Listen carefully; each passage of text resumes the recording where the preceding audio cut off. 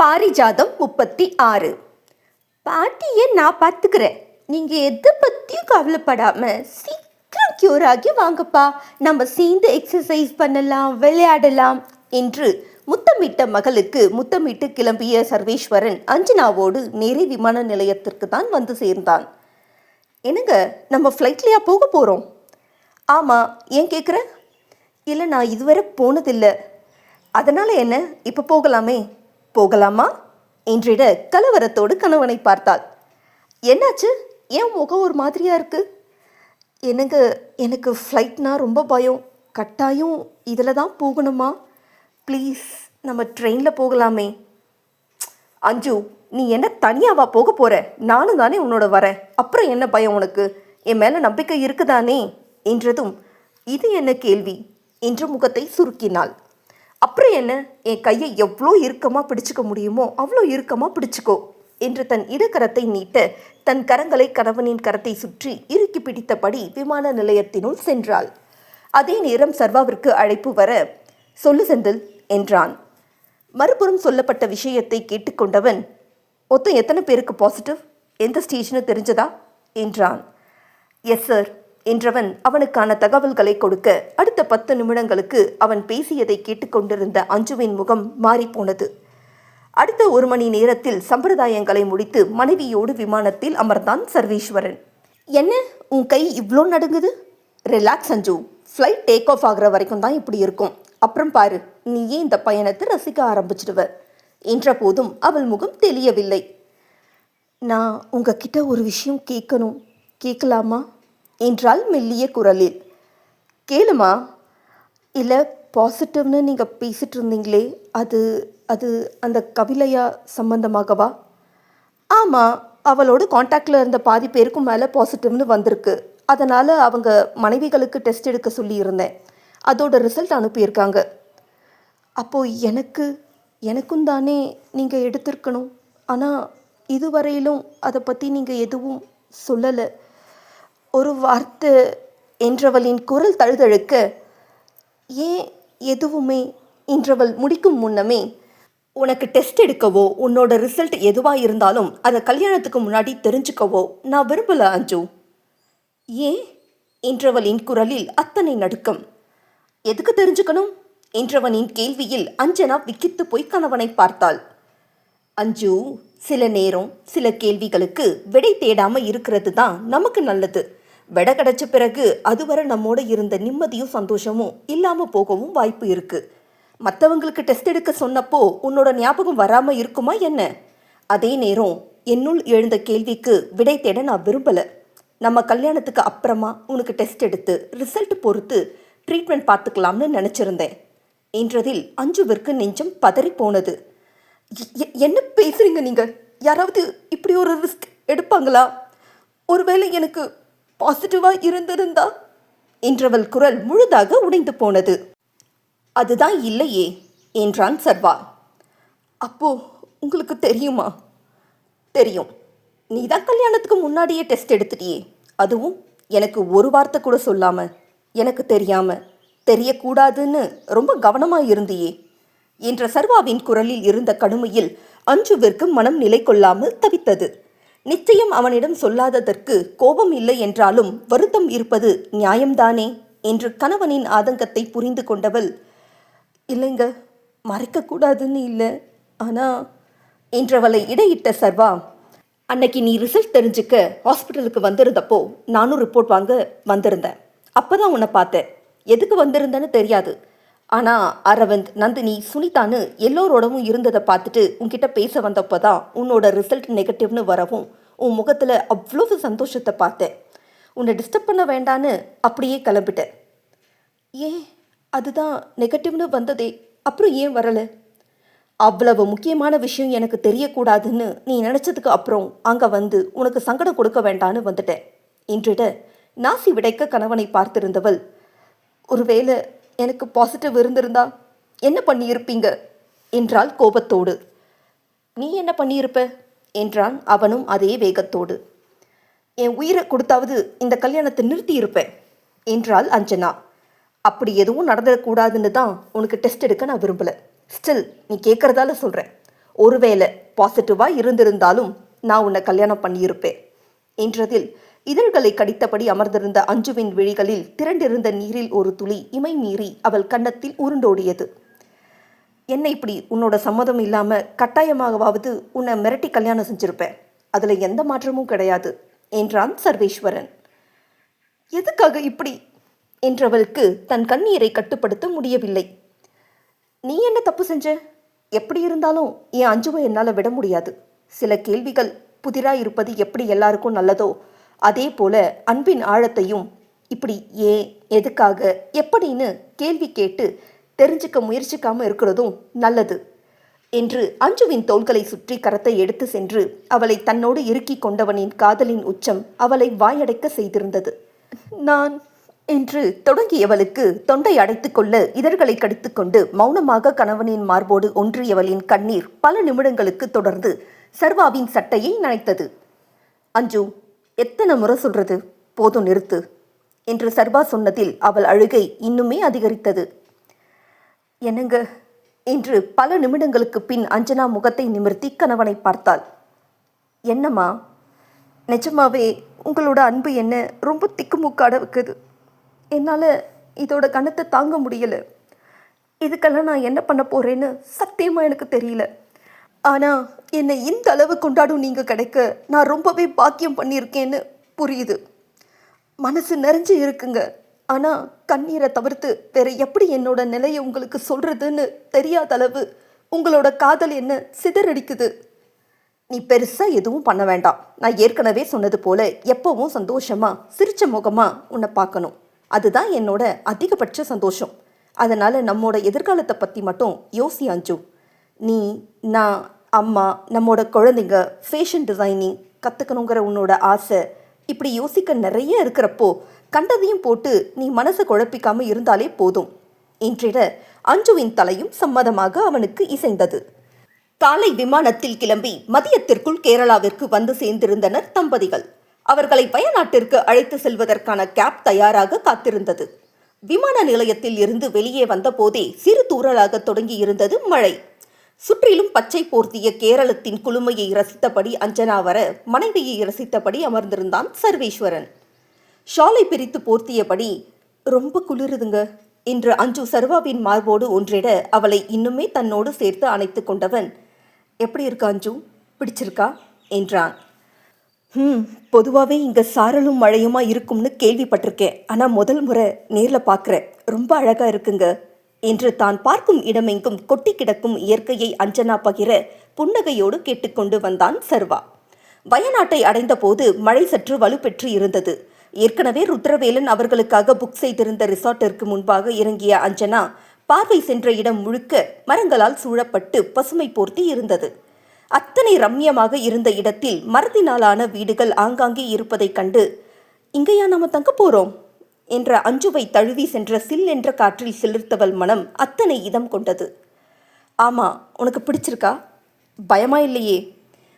பிடிச்சிருக்கு. ஆனால் உங்களுக்கு ட்ரீட்மெண்ட் இங்கேயா எடுக்க போகிறோம்? இங்கே ஹாஸ்பிட்டல்னு எதுவும் இருக்கிற மாதிரி தெரியலையேங்க. எனக்கு என்னவோ நம்ம ஊருக்குள்ளே இருந்து ரொம்ப தூரம் வந்துட்ட மாதிரி இருக்குது. வழியில் ரொம்ப நேரமாக வேற வீடு, கடைகள் எதுவும் இல்லையே என்றாள் அஞ்சனா. அது அப்புறம் சொல்கிறேன். உனக்கு இந்த இடம் பிடிச்சிருக்கா? சுற்றி காடு, மலைகள் தான். ஸோ இங்கே தங்குறதுல ஏதாவது சங்கடம், பயம் அப்படி ஏதாவது இருந்தால் சொல்லு அஞ்சு. என்ன இப்படி கேட்குறீங்க? உங்களோட எங்கே இருந்தாலும் எனக்கு பிடிக்கும் என்று சர்வாவின் கையை இறுக்கமாக பிடித்து கொண்டாள். இன்னும் ஒரு வாரத்துக்கு இங்கே தான் நம்முடைய ஸ்டே. அதுக்கப்புறம் மூணாருக்கு கிளம்பிடுவோம். மூணார்? ஓ, அதுதான் உங்களுக்கு ட்ரீட்மெண்ட் கொடுக்க போகிற இடமா என்றவளின் கேள்வியில் எழுந்த புன்னகையோடு தங்கள் அறையின் சாவியை வாங்கி கொண்டு நடக்கத் தொடங்கியவன் மரத்தினால் கட்டப்பட்டிருந்த அறையின் முன் நின்றான். இங்கே எல்லாமே மரத்தில் தானாங்க என்று சுற்றிலும் பார்வை சுழலவிட்ட அஞ்சு அடுத்த நொடியே சர்வாவின் கரங்களில் தவழ்ந்திருந்தாள். அச்சச்சோ, என்ன பண்ணுறீங்க? எதுக்காக என்ன தூக்குனீங்க? உங்கள் கை என்று பதறிக்கொண்டு கீழே இறங்க முற்பட அதற்கு சர்வா அனுமதிக்கவில்லை. மனைவியை இன்னுமே தூக்கி பிடித்தவன், எனக்கு ஒன்றும் இல்லைன்னு அப்போ இருந்து சொல்கிறேன், நீ தான் நம்ப மாட்டேங்கிற என்றபடி அறையினுள் சென்றான். எனக்கு விளையாடாதீங்க, இப்படி பண்ணுறதால உங்கள் கை இன்னும் மோசமாகிட போகுது என்றவளை அங்கிருந்த ஊஞ்சலில் அமர்த்தியவன் தன் கைக்கட்டை கழற்றி போட்டுவிட்டு அவள் முன்னே கையை சுழற்றினான். அச்சச்சோ, இவ்வளோ வேகமாக சுத்துறீங்க, இப்படியெல்லாம் செய்யக்கூடாது என்று எழுந்து வந்து சர்வாவின் கையை பிடித்து கொண்டாள். அஞ்சு, முதல்ல என் கையை நல்லா பாரு, எங்கேயாவது அடிபட்டு இருக்கான்னு என்று சட்டையை கழற்றிவிட்டு தன் புஜத்தை அவள் முன்னே காண்பித்தான். சர்வாவின் உடலில் எந்த காயமும் இன்றி இருப்பதைக் கண்டு விழிகள் விரிய அவன் வலக்கரத்தை முழுதாக தழுவிய அஞ்சுவின் விரல்கள் நம்ப முடியாமல் மீண்டும் சற்று அழுத்தி பார்த்து உறுதி செய்து, அப்போ உங்களுக்கு நிஜமாவே அடிபடலையா என்றாள். அதை தானடி முதல் நாள்ல இருந்து நானும் சொல்லிட்டு இருக்கேன், நீ தான் நம்பல என்று புன்னகையோடு அமர்ந்தவன் அவளையும் இழுத்து தன் மடியில் அமர்த்தி கொண்டான். ஆனா அன்னைக்கு அவ்வளோ ரத்தம் போச்சுதுன்னு சொன்னாங்களே, ஆழமா அருவாளால வெட்டி இருந்ததுல போட்டிருந்த கட்டுக்கு மேலேயும் ரத்தம் கசிஞ்சிருந்துச்சே, நான் பார்த்தேனே என்று திரும்பி சர்வாவை பார்த்தபடி கேட்டாள்.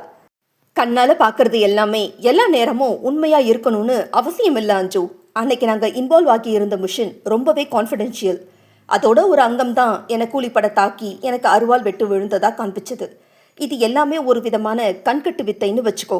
ஸோ எதுவுமே நிஜம் கிடையாது. என்னோட கை, கால், முகம்னு எங்கே எந்த அளவு வெட்டுக்காயம் இருக்குது, அது குணமாக எத்தனை நாள் எடுக்கும்னு டாக்டர் ரிப்போர்ட் பண்ணினது வர எல்லாமே பக்காவாக பிளான் பண்ணி நாங்கள் எக்ஸிக்யூட் பண்ணினது தான்.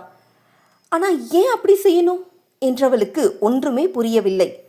அப்போதான் என்னோட உயிருக்கு எந்த ஆபத்தும் இருக்காது என்றவன் அவர்கள் ஈடுபட்டிருப்பது எத்தகைய ஆபத்தான வேலை என்பது குறித்து முழுதாக அஞ்சுவிடம் சொல்லி முடிக்க அவளால் நம்ப முடியவில்லை. இப்படியும் நடக்குமாங்க? ஆமாம், சில நேரம் இது போன்ற கண் துடைப்பு நாடகங்கள் எங்களோட சேஃப்டிக்காக நடத்த வேண்டியிருக்கும்.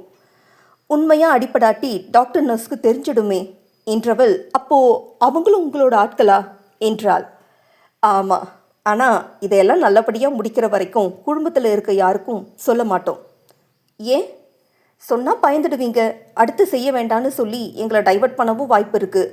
அது நீன்னு கிடையாது, அம்மாவாக இருந்தாலும் இதுதான் நிலை. பட் ஒன்ஸ் சக்ஸஸ்ஃபுல்லாக முடித்த பிறகு அவங்க உங்கள் ஒய்ஃப்க்கு சொல்லிடுவாங்களே தவிர்த்து நாடகத்தை கண்டினியூ பண்ணி தான் ஆகணும். உனக்கு இதெல்லாம் புதுசுங்கிறதால அங்கே வச்சு சொல்ல முடியல. நான் மறைச்சதில் உனக்கு கோபமா அஞ்சு என்றான்.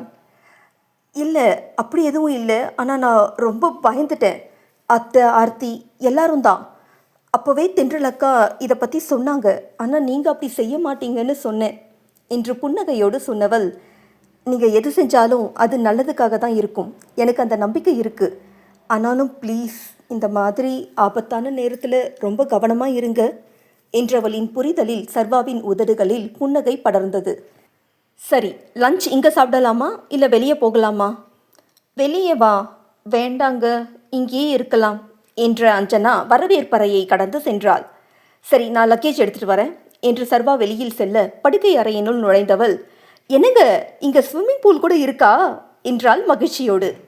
ஆமாம், இங்கே சுற்றிலும் மலைகள், பள்ளத்தாக்கு, நீர்வீழ்ச்சின்னு அத்தனை ரம்மியமாக இருக்கும். அதையெல்லாம் எந்த தொந்தரவும் இல்லாமல் ரசிக்கிற மாதிரி பிரைவசி கொடுத்துருப்பாங்க. நீச்சல் குளத்தின் அருகே சென்ற அஞ்சனா மெல்ல தன் பாதத்தை அதில் வைக்க முயல்வதை கண்டவன், இன்னைக்கு எல்லாம் நம்ம எங்கேயும் போக போகிறதில்ல, அதோட நான் கூப்பிடாம இங்கே யாரும் வரமாட்டாங்க, உனக்கு ஸ்விம் பண்ணணும்னா பண்ணு என்றான். ஸ்விம்மிங்கா? எனக்கு என் பெரியப்பா பசங்க அருணா, அர்ச்சனான்னு யாராவது நீச்சல் அடித்தா அதை பார்க்க ரொம்ப பிடிக்கும். ஏன் அப்படி பார்த்துட்ருக்கணும்? நீயும் அவங்களோட சேர்ந்துக்க வேண்டியது தானே. சேர்ந்துக்கலாம், ஆனால் எனக்கு நீச்சல் தெரியாதுங்க. மற்றவங்களுக்கு தெரியும், உனக்கு தெரியாதா? ஆமாம், சின்ன வயசில் பாட்டி வீட்டுக்கு போயிருந்தப்போ எல்லாருக்கும் நீச்சல் கற்றுக் கொடுக்குறேன்னு எங்கள் மாமா சொரக்காயை கட்டி விட்டு கிணத்துல தள்ளிட்டார். தண்ணிக்குள்ளே போயிட்டு நான் எப்படியோ மேலே வந்துட்டேன், ஆனால் ரொம்ப பயந்துட்டேன். அப்படியா? நானும் பகலவனுமே அப்படி தான் கற்றுக்கிட்டோம் அஞ்சு. முதல் முறை அந்த பயம் இருக்கும், அப்புறம் நமக்கே பிடிச்சி போகும். ஆனால் அப்படி தான் மற்றவங்க எல்லாரும் அதுக்கப்புறம் கற்றுக்கிட்டாங்க.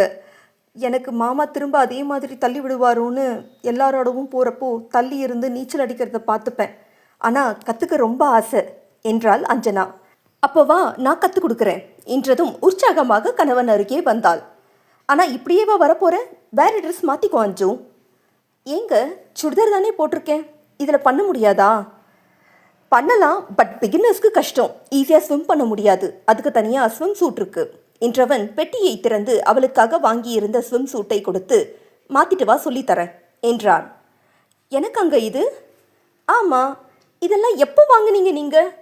எப்போ மிஷின் முடிச்சு நம்மளோட ஹனிமூன் கிளம்புறதுன்னு பிளான் பண்ணினேனோ அப்போவே எல்லாம் வாங்கி வச்சிட்டேன் என்ன ஒன்று உனக்கு ஸ்விம்மிங் தெரியும்னு நினச்சி 2 பேரும் சேர்ந்து ஸ்விம் பண்ண வாங்கினது என்றதில் அஞ்சனா ஆச்சரியத்தோடு கணவனை பார்த்தாள். உன்னை பொறுத்த வரைக்கும் இது ட்ரீட்மெண்ட் ட்ரிப். ஆனால் நான் இதை ஹனிமூன் ட்ரிப்பாக தானே பிளான் பண்ணினேன். அப்போ அதுக்கான முன்னேற்பாடு செய்யாமல் போயிடுவேனா? சரி சொல்லு, பிடிச்சிருக்கா என்றான். எதை கேட்குறீங்க?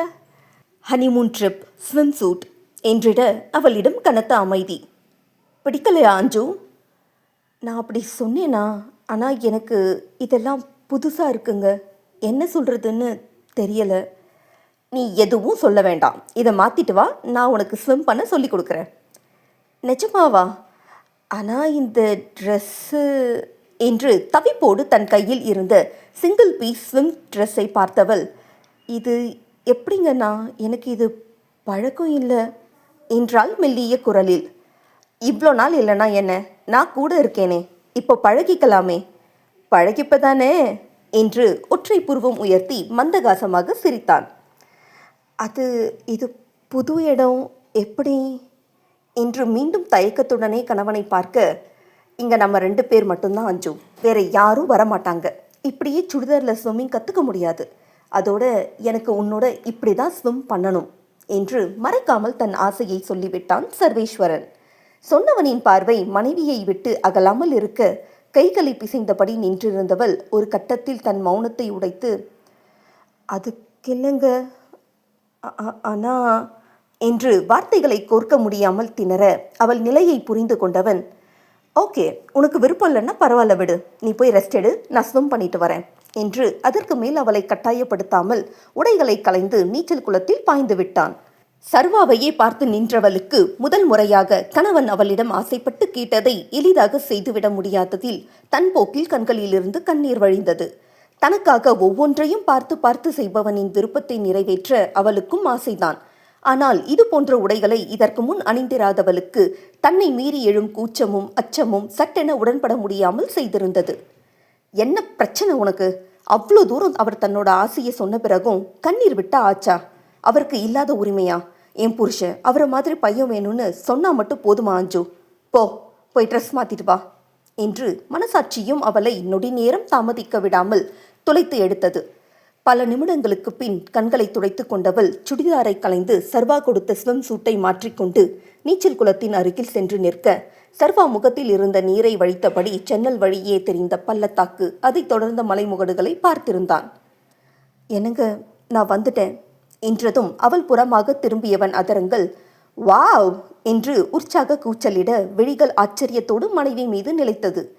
தனக்கு பழக்கம் இல்லாத புதிதான நீச்சல் உடையில் கால்கள் ஒன்றோடொன்று பின்னிக்கொள்ள 2 கைகளை கோர்த்தபடி அவஸ்தையோடு நின்றிருந்தவள் அருகே சென்றான்.